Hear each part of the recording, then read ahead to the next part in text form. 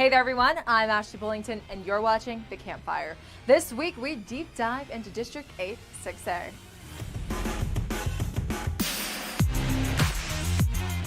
District 8 6A has some good competition as you're bringing Arlington and Grand Prairie together for this one. These are the teams that you'll be seeing in this district. Arlington, Arlington Bowie, Sam Houston, Arlington Lamar, Arlington Martin, Grand Prairie, and South Grand Prairie. Some juggernauts of teams in District 8 6A. You can vote for who you think will take the district crown on our Twitter account. It's at IHSSDFW. We also have a quick trivia question for you. What is Sam Houston High School's mascot referred to as? A, the long, tall Texan. B, Uncle Sam. C, Big Tex. Or D, Big Sam. I love a good trivia question. I also love when you all comment on what you think the correct answer is. So go anywhere that you can find The Campfire. We have Facebook, Instagram, Twitter, and YouTube, and leave a comment to let us know what you think the right answer is. Also, if you're a podcast person, you're in luck. The Campfire comes in podcast form. Go to Apple Podcasts or Spotify to see our entire catalog of Inside High School Sports podcast. Now it's time for the film session, presented by your local North Texas Geico agents. 8-6A is interesting as Arlington ISD and Grand Prairie ISD, despite their close proximity to each other, haven't been in the same district in 40 plus years. And this district has a lot of talent, which should make for some exciting games. Also, as an added attraction, there will be 14 Arlington ISD games played at Globe Life Park this year. Let's start with one of the favorites, Arlington Martin. Bob Wager brings back a ferocious defense led by senior linebacker Maurice Blackwell and junior beast Ernest Cooper. Zach Mundell is back at quarterback, which will help the Warriors contend for a title. New district mate South Grand Prairie will also be in the hunt. They got out of the District of Doom, but is this new 8-6A any easier? The Warriors have some solid receivers with Keelan Robinson and D'Amico Nathan, and have a defense ready to compete as well. Also look for Arlington High to be medaling around the top of the district. Despite finishing 4th in district last year, they went 3 rounds deep in the postseason. Chris Sims is back behind center and he threw 33 touchdowns last year, while 1,200-yard rusher BJ Rogers is still in the backfield. There will be a couple of other Arlington teams fighting for playoff spots in Lamar and Bowie. Both have outstanding receivers. Jimmy Valsain is the Vols' go-to receiver, while Cam Brady will be looked for often by the Vikings.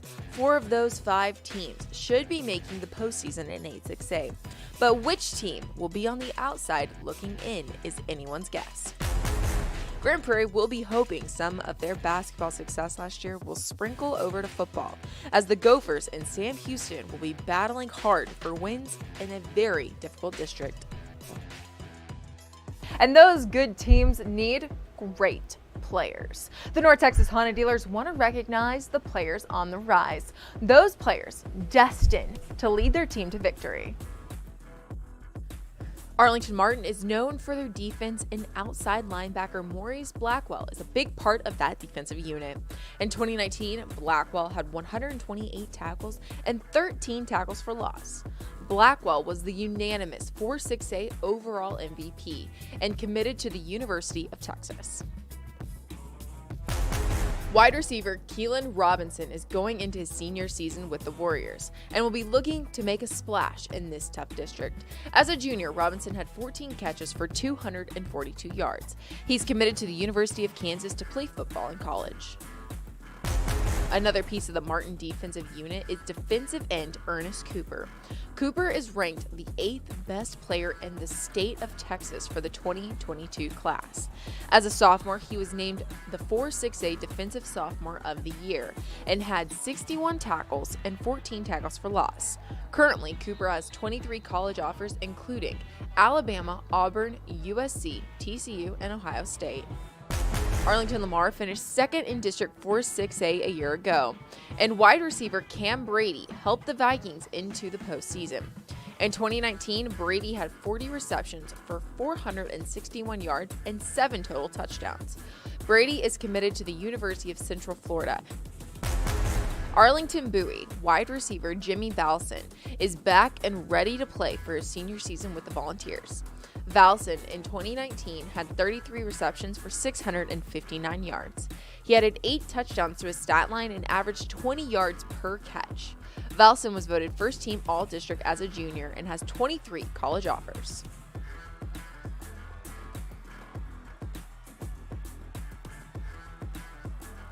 And those athletes have achieved great things on the gridiron, but do you know somebody from the high school sports scene accomplishing great things in your community? A player, coach, or team going that extra mile. Nominate them for the North Texas Honda Dealers Helpful Heroes. To nominate, go to ihshelpfulheroes.com and stay tuned to our social media accounts to see if your nomination is highlighted. Now it's time for our Media Day segment where we talk to coaches about their team and the district that they have coming up for the 2020 season. Hello, everyone. I have the head coach of Arlington High, Scott Peach, on with me this morning. Coach Peach, how are things going? Ashley, I'm great. Thank you for having me. And last year, Jahari Rogers, you had him at quarterback, move him to the defensive side of the ball since that's what he was going to play in college.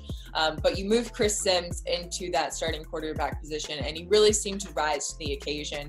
Can you talk about him as a player and how he's really come into his own as a leader of your offense? Well, the first is you don't move Jahari Rogers just because. That was something that Jahari and I spent a lot of time talking about and felt like it was the right move for him and our program. But you can only do that if you have a Chris Sims. Chris Sims is the type of kid that he's the most reliable kid in our program. This summer, we work out at 6:30 in the morning. We've had 30 workouts during the summer, and he's been there every single day. He is the best leader on our football team. He's probably one of the top leaders I've had in the 18 years that I've been at Arlington High School. Very smart, very athletic, and he can really do it all. He throws the ball extremely well. He runs the offense well. He's gotten to where he runs really well too, and so he's going to be a threat as a dual threat quarterback this year. And we'll go as he does, and that shows in the last game where we lost him against Geyer that, we got down pretty quickly without him. So as long as we can take care of him and, put a lot of good pieces around him, it's going to be a special year for us. And, this new 8-6A is Arlington ISD and Grand Prairie ISD, the first time that this district has been put together in over 40 years. And with how close y'all are in proximity, that's kind of a weird thing to say, but still a really interesting district as you've got a bunch of teams who are phenomenal teams. Martin, Arlington, you guys, Bowie, South Grand Prairie. Can you talk about the competition in this district and how the week in, week out, you guys are going to have to play really tough teams, almost like you're in the playoffs? Well, I think first, to the point that you made, we've always felt like we'd be in with the Grand Prairies. I think it's a deal over the past 20 years. You say, well, it makes sense that we'll be with them, and then we never have been. And so it was a surprise when the ball dropped in February for realignment and we found ourselves in there with the Grand Prairies. But yeah, I think the first piece is that whenever you get in a district with a lot of talent, with good football programs, it really elevates your district, and it really gets you ready for the playoffs. There are years when you may have a good football team, but if you're not challenged on a weekly basis through district, you may never get the opportunity to get to the third, fourth, fifth round of the playoffs because you hadn't played at a high level. So that's the first piece. I think that's very exciting for us. You just listed a number of them, but there's a lot of good playoff teams. And, because of that, one thing the Arlington schools have prided themselves on for a long time is that we feel like that we're going to make deep runs. And besides the one game where we line up against each other and don't like each other very much, the rest of the time, we want to be great for one another because we know that kind of catapults us into the playoffs and allows us to be great. Our AD, Eric White, our superintendent, Dr. Cavazos, they've always been big proponents of us being great football programs in the state of Texas and always supporting us with that. And so we're appreciative of that. And the other exciting thing is they've allowed us to play at Globe Life Park this year. Arlington Colts have been at UTA for 26 years, and we had to move on from that situation. And so now we get to go into the old Texas Rangers ballpark, the place where the Renegades kind of paved the way for us with the XFL to get in there. And what an awesome venue that's going to be with some big time games in District 8-6A. And you just said it, 14 games are getting played at Globe Life Park. What's the excitement around your squad, knowing that, where they've watched professionals play, now they're going to get to come in and fill up the stadium and kind of have that professional big league atmosphere for high school football? Yeah, the first deal is that I've set up a practice over there to try to go take our kids early. I think it's important for them to get up underneath the lights, because that'll be a different atmosphere, to get in the locker rooms and just kind of have a practice out there. But beyond that, what an awesome setup to be able to play there right next to Globe Life Field, which is one of the top ballparks in the country now, to be right across the street from AT&T Stadium, which is considered the best stadium, in the world right now. And to be in that venue is really exciting. I was born in Arlington. I grew up here. I've coached Arlington High going on 18 years now. So to be in that kind of landscape on a week in and week out basis for our kids is state of the art. And then for our fan base to think about the opportunity to walk in and be at Texas Live and then go across the street to the ball game. And as you said it, but there's some big time games going in there. For all the Arlington schools who all get a chance to play at Globe Life Park, it's going to be an extraordinary opportunity. I have the head coach of Arlington, Lamar, Coach Laban DeLay, on with me. Coach DeLay, how's it going? You guys excited that 2020, the football season's actually happening? Yes, we're excited. We're going to play football. I've been saying that since April, but we're inching closer and closer, and it has been a roller coaster of emotions, but we're excited that we're going to get to play. Let's talk a little bit about your 2019 season that Arlington Lamar put together. Talk about the season for 2019 and the Arlington Lamar Vikings that you had going out to play for you every week. Yeah, it was a great team. A lot of those seniors last year had been up on varsity since their sophomore year. So we're kind of heavy senior laden at the time. Our quarterback was a 3-year starter. Our wideout that went to OU was a 3-year starter.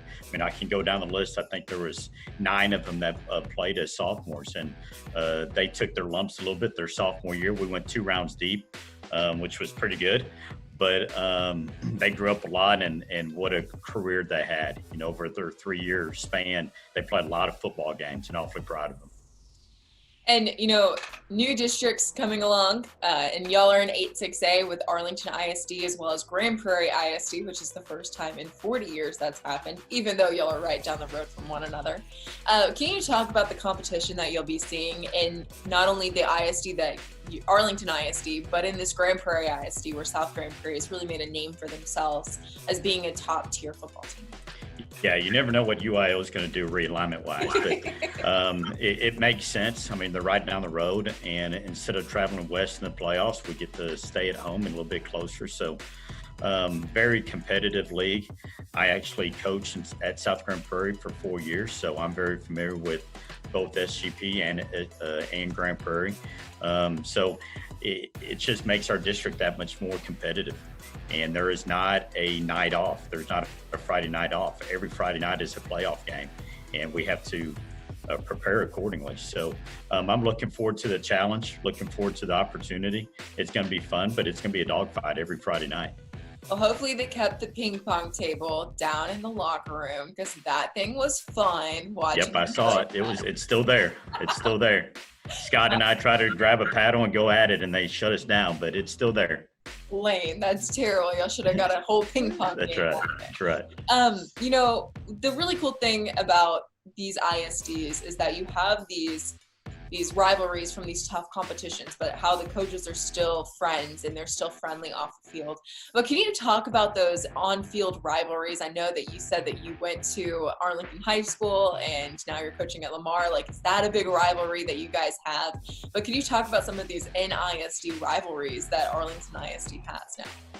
Yeah, as I mentioned, The Arlington-Lamar rivalry, Arlington High and Lamar High School rivalry, goes back to my day and Scott's day. I mean, it goes back to the 80s and probably before that.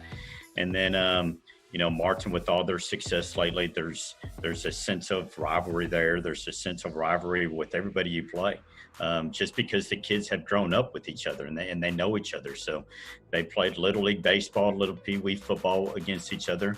Then obviously junior high and now at the high school level. So there's some rivalry there, but at the same time, I can say this is my 5 years. This is number 6 I'm going into, that the kids in all of Arlington ISD have treated each other with respect whenever it comes to the game itself and sportsmanship. And so I'm awfully proud of that. Coach, thank you so much for your time and joining us on the Campfire. We wish you and your team good luck in the 2020 season. We'll be right back after a couple of messages from our sponsors. The North Texas Honda dealers recognize members of our high school sports community who take time out to be helpful heroes. Nominate a helpful hero today at ihsshelpfulheroes.com. The film session is brought to you by your local North Texas Geico agents. To find the office near you, go to geico.com/DFW. The District Breakdown is presented by GiveMeTheVin.com. These teams make it look easy, just like GiveMeTheVin.com makes it easy to sell your vehicle. Welcome back to the Campfire. District 86A is going to be a tough one. Those Arlington ISD teams and Grand Prairie teams are going to be ready to go for the 2020 season. Expect a run for your money from these schools. Now it's time for the District Breakdown presented by GiveMeTheVin.com. We welcome in Inside High School Sports Insider Ryan Harris to break down District 86A in more depth, as well as maybe give you some predictions on this district. Ryan? Thanks, Ashley. The playoff race in District 8 will be one of the most exciting races to watch in the entire state. The Arlington schools all return a good amount of production, and they join the Grand Prairie schools to make up this district. Let's take a look at the playoff picture in District 8. I will start with my pick to win the district, the Arlington Martin Warriors.